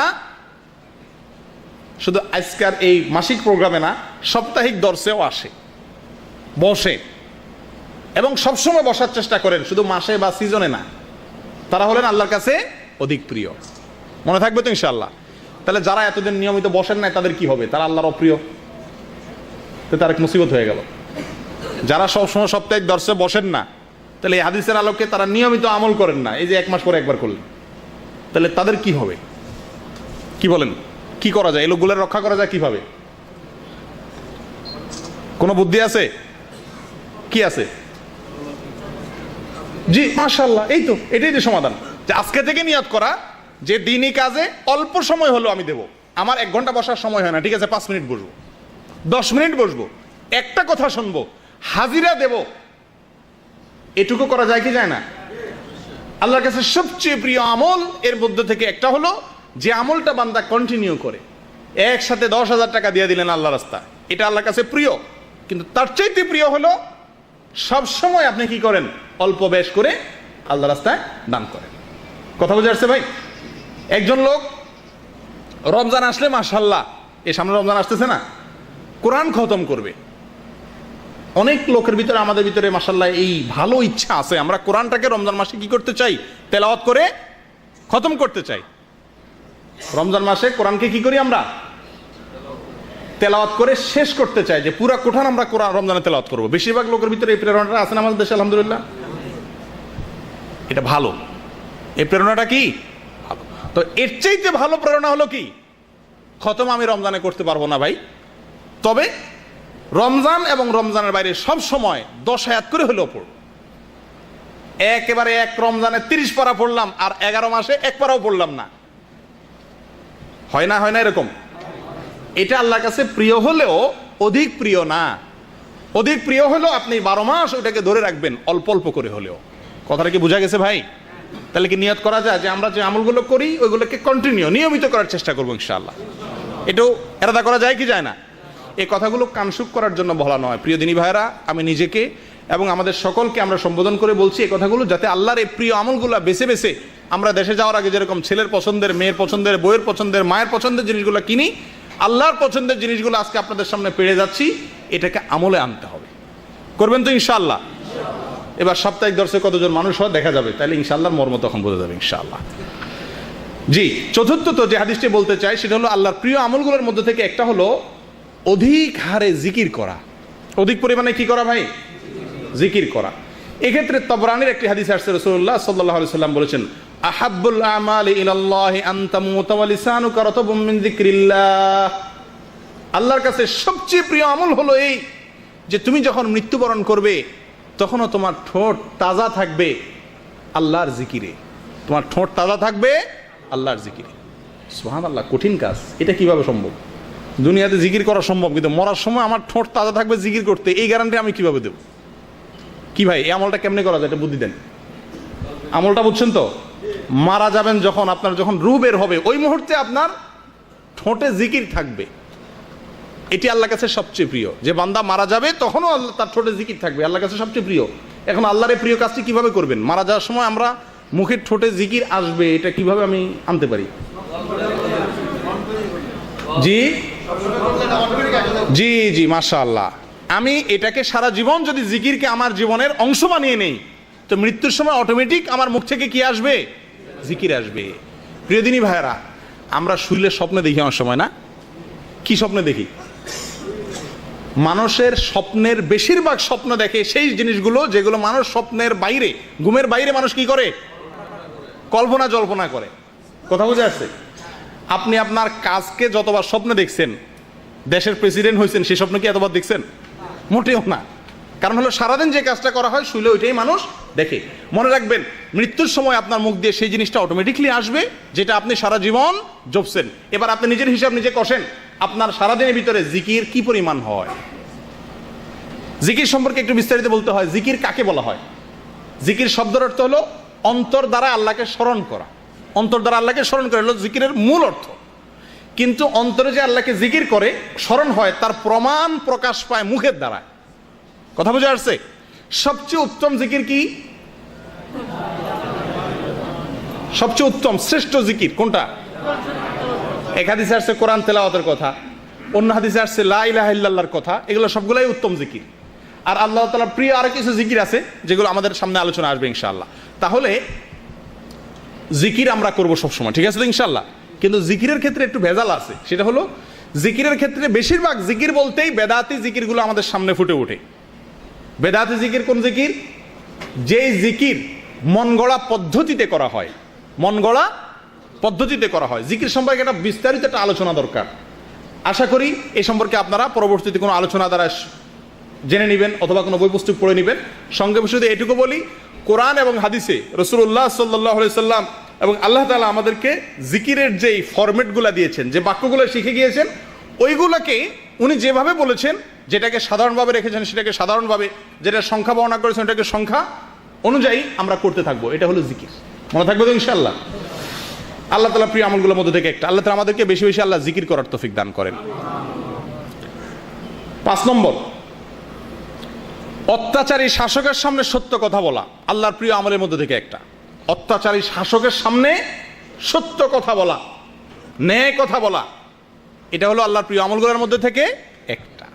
শুধু শাসক বলতে এখানে যদি হাদিসের ভিতরে বাদশার কথা আসছে, সুলতানের কথা আসছে, আমাদের সাধারণ জীবনযাত্রার মধ্যেও একটা মানুষ অন্যায় করে, জুলুম করে সবার উপরে, তার দাপট খুব বেশি, যে কারণেই হোক, তার সামনে দাঁড়িয়ে সত্য কথাটাকে বলতে পারা, এটা হলো আল্লাহর প্রিয় কাজগুলোর মধ্যে থেকে একটা।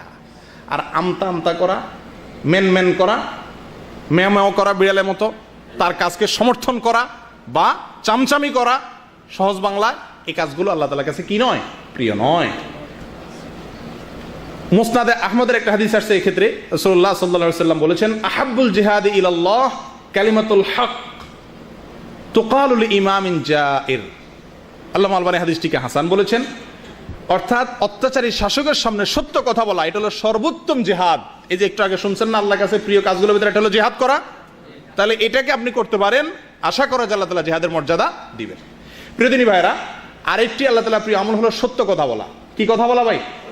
রাসূলুল্লাহ সাল্লাল্লাহু আলাইহি ওয়াসাল্লাম ইরশাদ করেছেন, আহাব্বুল হাদিসি ইলাইয়া, হাদিসে কুদসিতে আসছে, আহাব্বুল হাদিসি ইলাইয়া আসদাকুহু, সহিহ বুখারীর হাদিস। আমার কাছে আল্লাহ বলেন, আমার কাছে সবচেয়ে প্রিয় কথা হলো সত্য কথা।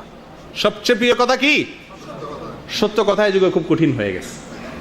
সত্য কথা আমাদের মধ্যে খুব কমই দেখা যায়। মনে রাখবেন, যারা মিথ্যা কথা বলার অভ্যাস, রাসূলুল্লাহ সাল্লাল্লাহু আলাইহি ওয়াসাল্লাম বলেছেন, সহিহ বুখারীতে আসছে, কিছু লোক আছে ঘন ঘন মিথ্যা কথা বলে, দরকারে বেদরকারে মিথ্যা কথা বলে, বলতে বলতে বলতে আল্লাহর খাতায় তার নাম মিথ্যুক লেখা হয়ে যায়, নাউযুবিল্লাহ। আর কিছু লোক আছে সবসময় সত্য কথা বলার চেষ্টা করেন, এই সত্য বলতে বলতে বলতে বলতে একটা সময় আল্লাহর কাছে কি আসে? আল্লাহর খাতায় তাকে সত্যবাদী হিসাবে লেখা হয়। 7 নম্বর, আল্লাহর প্রিয় আমলের ভিতরে একটা হলো দাউদ আলাইহিস সালামের মতো সালাত আদায় করা, নফল সালাত, এবং দাউদ আলাইহিস সালামের মতো নফল সিয়াম পালন করা। নফল সিয়ামের ক্ষেত্রে দাউদ আলাইহিস সালামের রোজা, আর নামাজের ক্ষেত্রে দাউদ আলাইহিস সালামের নামাজ, এই দুটি আল্লাহ তাআলার কাছে কি? প্রিয়। হাদিসে আসছে, রাসূলুল্লাহ সাল্লাল্লাহু আলাইহি ওয়াসাল্লাম ইরশাদ করেছেন, আহাব্বুস সিয়ামি ইলাল্লাহি সিয়ামু দাউদ কানা ইয়াসুমু ইয়াওমান ওয়া ইফতিরু ইয়াওমা ওয়া আহাব্বুস সালাতি ইলাল্লাহি সালাতু দাউদ কানা ইয়ানামু নিসফাল লাইলি ওয়া ইয়াকুমু সুলুসাহু ওয়া ইয়ানামু সুদুসাহু। দাউদ আলাইহিস সালাম একদিন রোজা রাখতেন, একদিন রোজা রাখতেন না, একদিন রাখতেন, একদিন রাখতেন না। আবার রাতের ক্ষেত্রে, রাতের তিনি অর্ধেক দাঁড়িয়ে কি করতেন? ইবাদত করতেন। আবার কখনো 3 ভাগের 1 ভাগ ইবাদত করতেন, বাকি অংশ কি করতেন? ঘুমোতেন, অর্থাৎ বেশিরভাগ অংশ ইবাদত করে কাটাতেন। এগুলো আমরা যারা আজকাল প্রবাসে আসি, কাজ করি, ডিউটি করি নিয়মিত, আমাদের কাছে আলোচনাগুলো খুব একটা ফলপ্রসূ মনে হয় না, কারণ আমাদের দ্বারা একদিন রোজা রাখা, একদিন ইয়ে করা, ফরজ রোজা রাখতেই কষ্ট হয়ে যায়, খুব একটা মানে জুৎসই মনে হয় না। কিন্তু মনে রাখবেন, ইলম হাসিল করার একটা উপকারিতা হলো, জীবনে কখনো এই আমলটা পালনের মতো পরিবেশের সুযোগ আপনার জীবনে আসতে পারে কি পারে না?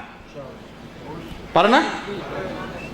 কখনো হতে পারে কি পারে না? আল্লাহ না করুন জেলখানা চলে গেলেন, আল্লাহ না করুন, তখন আপনার জেলখানার সময়টাকে আল্লাহর সবচেয়ে প্রিয় কাজ দিয়া আপনি করতে পারেন।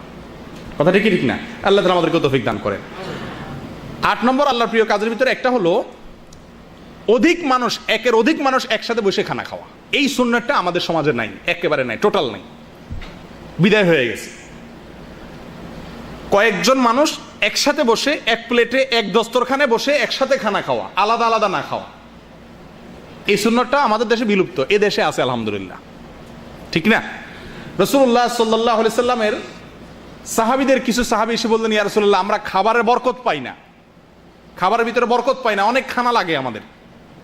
রাসূলুল্লাহ সাল্লাল্লাহু আলাইহি সাল্লাম জিজ্ঞাসা করছেন, তোমরা কিভাবে খানা খাও? আলাদা আলাদা খাও কিনা? বললেন যে হ্যাঁ, আমরা যার যার মতো খাই।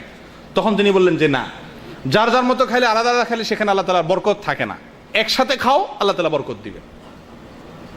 অন্য হাদিসে আসছে, রাসূলুল্লাহ সাল্লাল্লাহু আলাইহি ওয়াসাল্লাম ইরশাদ করেছেন, আহাব্বুত তুআমি ইলাল্লাহি মা কাসুরাত আলাইহিল আইদি, সবচেয়ে আল্লাহর কাছে প্রিয় খাবার, আল্লাহর কাছে ওই খানাটা সবচেয়ে, আমরা সবাই খাই, কিন্তু আমার খানাটা আল্লাহর কাছে প্রিয় হচ্ছে কিনা, এটা হলো আমি যদি আল্লাহকে ভালোবেসে থাকি, তো সে ভালোবাসার দাবি হলো লক্ষ্য করা যে আমি তো প্রতিদিনই খাই 2 বেলা 3 বেলা, কিন্তু আমার খানাটা 23 বছর 24 বছর 50 বছর 30 বছর 35 বছর জীবন পার করলাম, আমার খানা কখনো আল্লাহর কাছে কি হয় নাই? প্রিয় খাবার হয় নাই। কত আফসোসের কথা। আমার খানাটা আল্লাহর কাছে প্রিয় হবে যদি সেই খাবারে অনেকগুলো হাত থাকে। এটা সহিহ ইবনে হিব্বানের ভিতরে আসছে, আল্লামা আলবানী এটাকেও হাসান বলেছে। প্রিয় দিনী ভাইরা, আমরা এই প্রবাসের জীবনে এক রুমে কয়েকজন মানুষ খাই, আমরা একসাথে খাওয়ার সিস্টেম করা যায় কি যায় না? সবাই যদি একমতের না হয়, 2 জন মিলে তো করা যায়, 3 জন মিলে তো করা যায়, যায় কি যায় না? ইচ্ছা করবেন কি করবেন না? একটু চেষ্টাটা করেন, নিয়তটা করেন ইনশাল্লাহ। তাহলে একা একা খাওয়া, ছোট ছোট প্লেটে আলাদা আলাদা খাওয়া, এটা বরকতের খাবার নয়। আল্লাহর প্রিয় কাজগুলোর ভিতরে একটা হলো অধিক পরিমাণে সুবহানাল্লাহ ওয়া বিহামদি পড়া। কি করা পাই?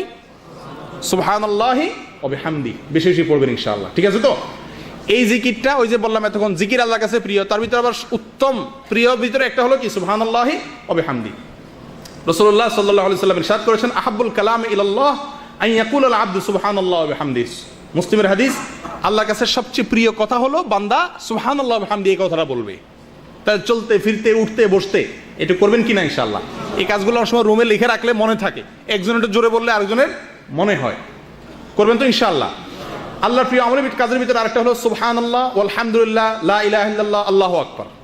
এই জিকিরগুলো বেশি বেশি করা, এটাও মুসলিমের হাদিসে আসছে। রাসূলুল্লাহ সাল্লাল্লাহু আলাইহি ওয়াসাল্লাম বলেছেন, লা ইয়াদুররুকা বিআইয়িহিন্না বাদাআতা। এই চারটা যে কোনো একটা দিয়ে শুরু করেন আপনি। সুবহানাল্লাহ, আলহামদুলিল্লাহ, লা ইলাহা ইল্লাল্লাহ, আল্লাহু আকবার। এই চারটা বাক্য আল্লাহর কাছে প্রিয়। মনে থাকবে তো ইনশাআল্লাহ? বেশি বেশি করে এই বাক্যগুলো আমরা পড়ব, তাহলে আল্লাহ তাআলার প্রিয় কাজগুলো আমার দ্বারা করা সম্ভব হবে।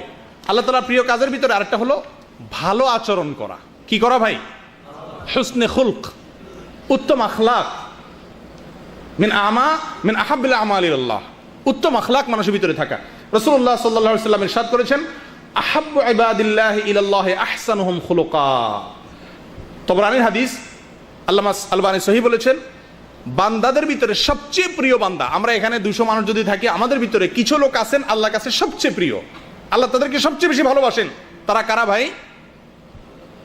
যে লোকগুলোর ব্যবহার সবচাইতে সুন্দর। ভাই এটা গুরুত্বপূর্ণ একটা পয়েন্ট, খুবই গুরুত্বপূর্ণ। এই পয়েন্টটাতে 1 মিনিট হলেও নিতে হচ্ছে, কারণ আল্লাহর কাছে সবচেয়ে প্রিয় যে আমলটি নেক আখলাক, উত্তম ব্যবহার আচরণ, এই জিনিসটি আজকাল আমাদের থেকে বিলুপ্ত হতে যাচ্ছে। আমরা সবাই ভালো ব্যবহার করি, কাকে? কার সাথে?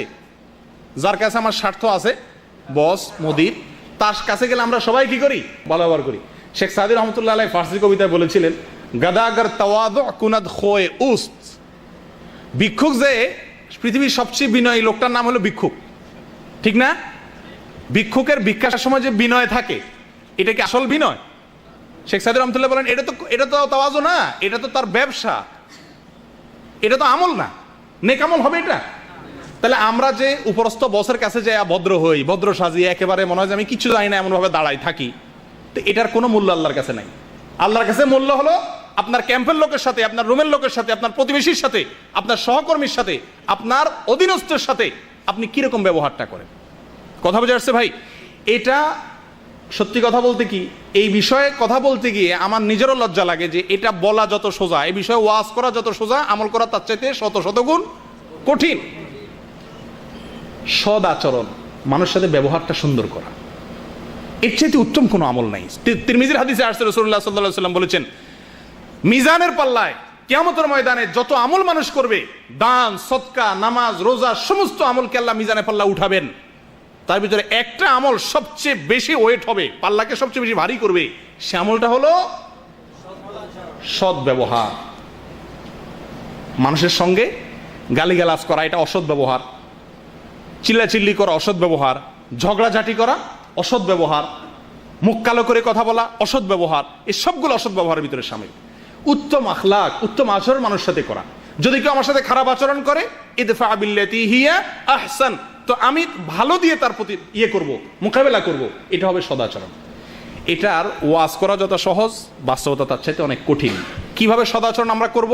2টা পদ্ধতি বলি আপনাদের। এক, যে লোকটা আপনাদের পুরো ক্যাম্পের ভিতরে আপনারা দেখতেছেন, এই লোকটা সবচেয়ে বেশি ভদ্র, সদাচরণ করার লোকটাকে আমরা ভদ্র বলতে পারি আমাদের বাংলা ভাষায়, সবচেয়ে ভদ্র, নম্র, সবাই তার সাথে নম্র ভদ্র হয়ে থাকে, কারোর সাথে ঝামেলা জড়ায় না।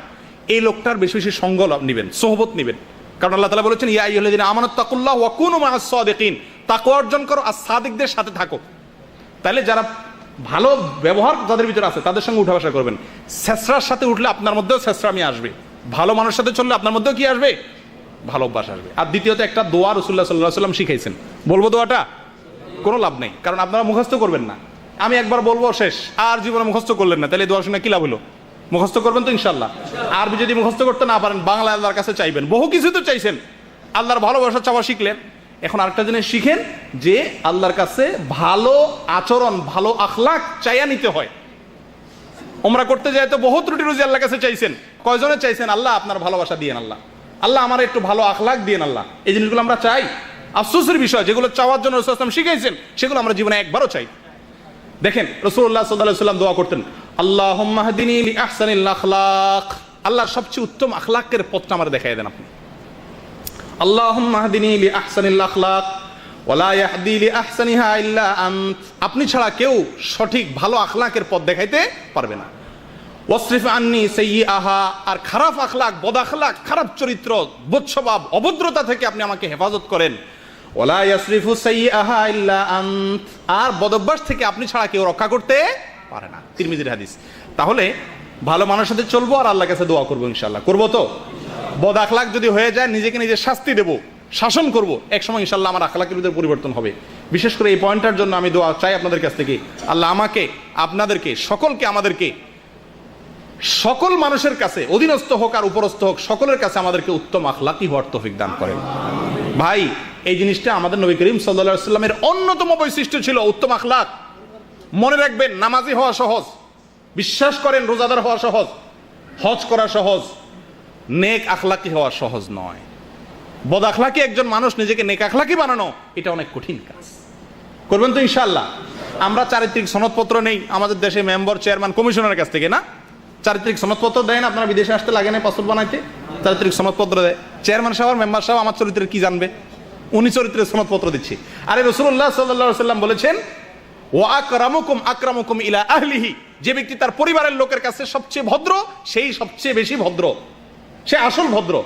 চারিত্রিক সনদপত্র নেওয়ার যদি কোনো নিয়ম থাকতো তাহলে উচিত ছিল বউয়ের কাছ থেকে আগে নেওয়া, কারণ আমার ব্যবহার কত ফেরেশতার মতো এটা দুনিয়ার সবচেয়ে বেশি জানে কে?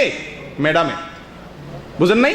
বাহিরে তো অনেক মিষ্টি মিষ্টি হাসি মানুষের সামনে দেন, বইয়ের সামনে যাই আপনার আসল রূপটা প্রকাশ পায়। ভাই বোন ছোট তাদের সাথে প্রকাশ পায়, পরিবারের লোকদের সাথে প্রকাশ পায়, রুমের লোকদের কাছে প্রকাশ পায়। যারা তাদের রুমের লোকদের কাছে, যাদের মধ্যে বসবাস করে, তাদের কাছে যারা ভদ্র, তারাই হলো কি?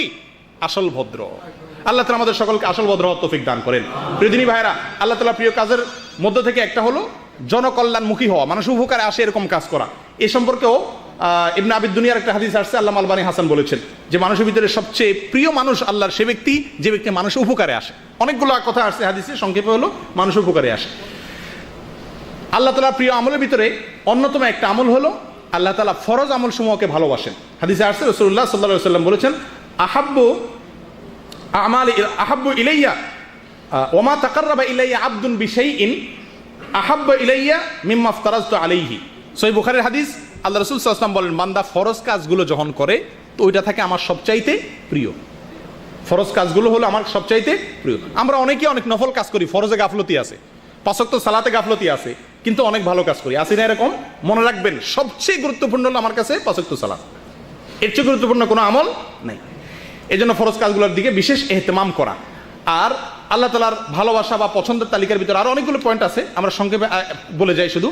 আল্লাহ তাআলা হাদিসের ভিতরে আসছে, রাসূলুল্লাহ সাল্লাল্লাহু আলাইহি ওয়াসাল্লাম বলেছেন, ইন্নাল্লাহা ইউহিব্বুল আবদাত তাকিয়াল গানিয়াল খাফি। আল্লাহ তাআলা ওই বান্দাকে পছন্দ করেন যার ভিতরে তিনটা গুণ আছে। এক হলো তাকি, অর্থাৎ মুত্তাকি, এতক্ষণ যেটা বুঝলাম, আল্লাহর ভয়ে হারাম কাজের ধারে কাছে যায় না, ভালো কাজ করে। দুই নম্বর হলো গনি। গনি মানে কি? ধনী। ধনী ধনী বলতে মালদার না, এটা সেই ধনী না।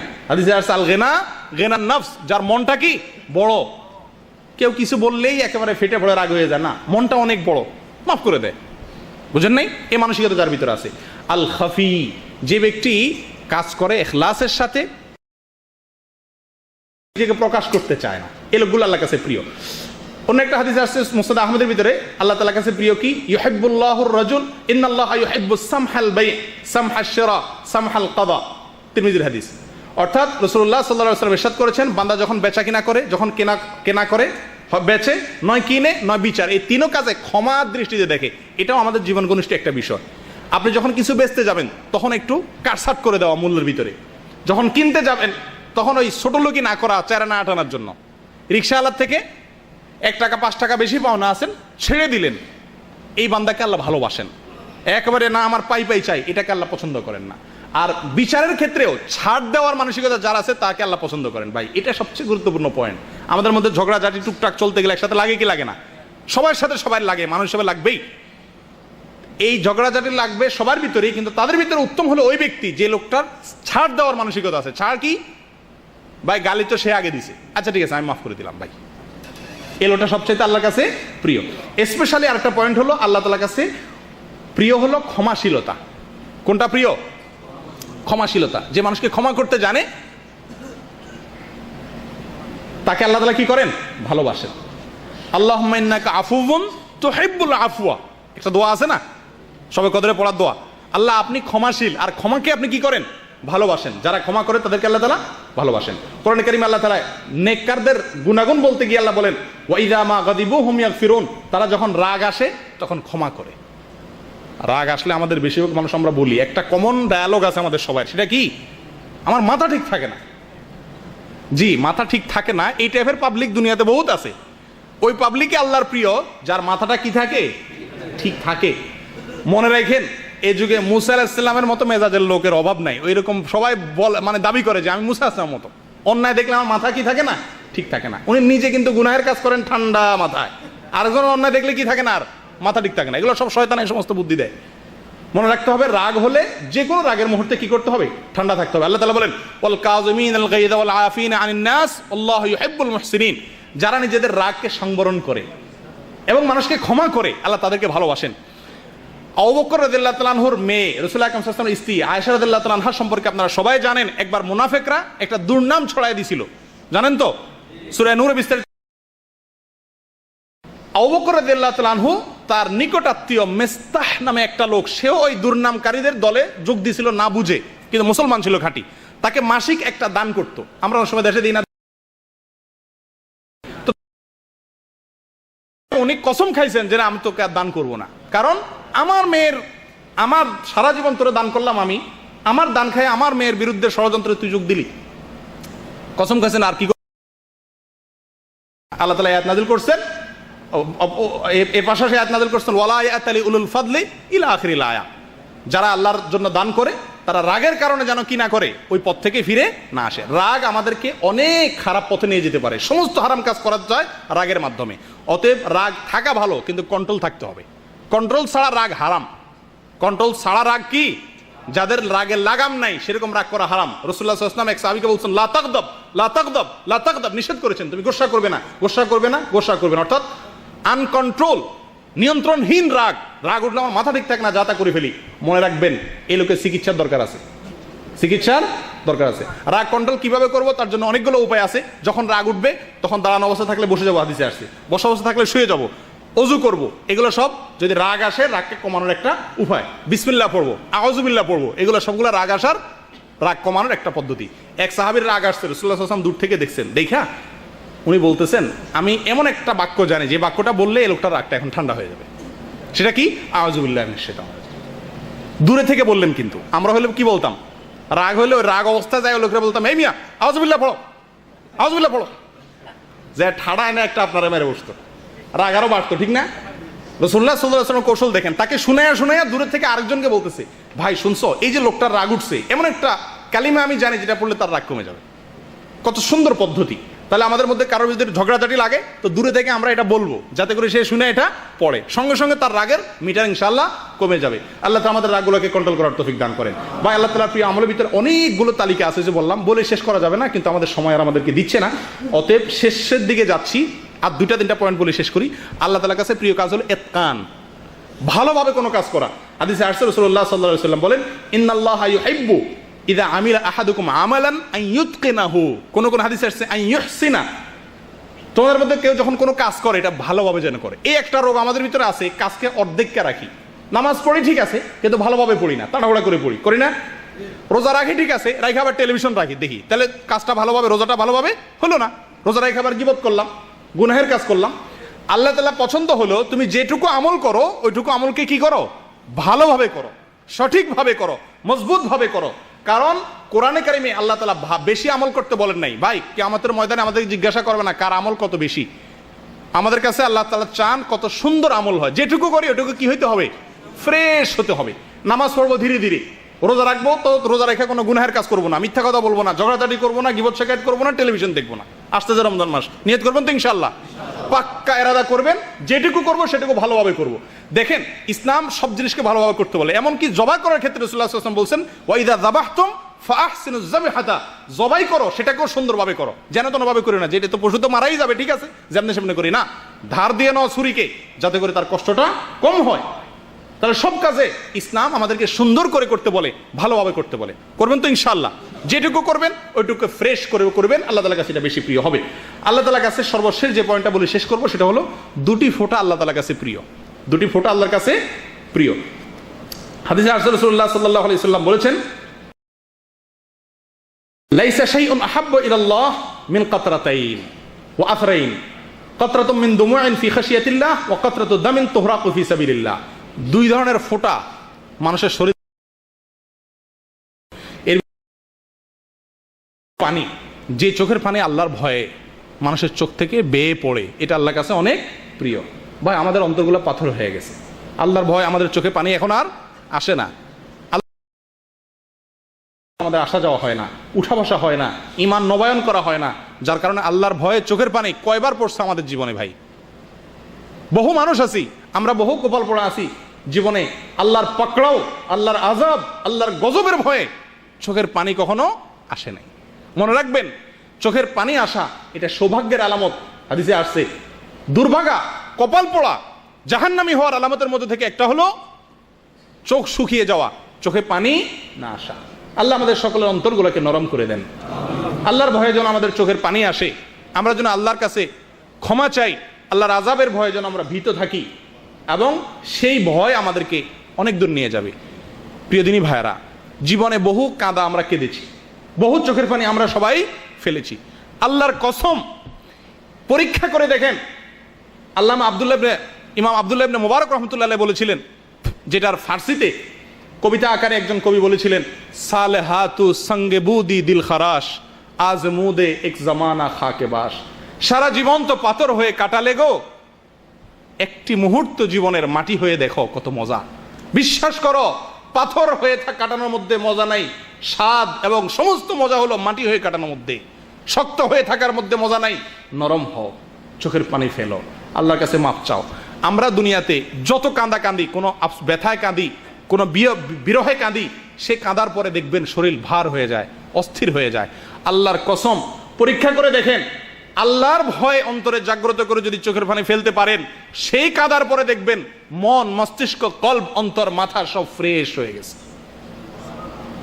আল্লাহর প্রিয় কাজগুলোর ভিতরে একটা হলো তওবা করে আল্লাহর ভয়ে ভীত সন্ত্রস্ত হয়ে নিজের গুনার কারণে চোখের পানি ফেলা। আল্লাহ তাআলা আমাদের সকলকে আমাদের বেশি থেকে বেশি আল্লাহর দরবারে রোনাজারি করার তৌফিক দান করে। এটা আজকাল সোনার হরিণ হয়ে গেছে, সোনার হরিণ হয়ে গেছে ভাই। আমরা আল্লাহর ভয়ে চোখের পানি একাকী নির্জনে, রমজান আসছে ইবাদতের মাস, আল্লাহর কাছে দুই হাত তুলে, হাত তোলা ছাড়া একাকী বসে নিজের গুনাহের কথা স্মরণ করে, এই গুনাহের যে শাস্তি আল্লাহ তাআলা দুনিয়াতে দিবেন সেগুলোর কথা স্মরণ করে অন্তত চোখের পানি ফেলার অভ্যাস করি। আল্লাহ আপনি আমাদের সকলকে নরম হওয়ার তৌফিক দান করেন, আমাদের অন্তরগুলোকে আবাদ করে দেন, আমাদেরকে পাথর বানায়েন না আল্লাহ। আল্লাহ আমাদের অন্তর যেন পাথরের মতো না হয়, আমরা শক্ত হয়ে গেছি, আমাদের অন্তর পাথরের মতো শক্ত হয়ে গেছে, চোখের পানি আসে না, তওবা আসে না, ভয় আসে না, এটা কপাল পড়া হওয়ার লক্ষণ। আল্লাহ তাআলা আমাদের সকলকে হেফাজত করেন, আল্লাহ তাআলা আমাদের সকলকে রহম করেন। পড়ে আল্লাহর রাস্তায় যদি মানুষ জিহাদ করে নিজের রক্তকে প্রবাহিত করে দেয়, শহীদ হয়ে যায়, শাহাদাতের মর্যাদাকে বরণ করে নেয়, তো সেই যে রক্ত ফোঁটা মানুষের শরীর থেকে পড়ে, সেটাও আল্লাহ তাআলা কাছে কি। আল্লাহ তাআলা আমাদের সকলকে আল্লাহর যত প্রিয় কাজের কথা আমরা শুনলাম, বললাম, এই কাজগুলো অনুযায়ী আল্লাহ তাআলা আমাদেরকে আমল করার তৌফিক দান করেন, আল্লাহ প্রিয় পাত্র হওয়ার তৌফিক দান করেন।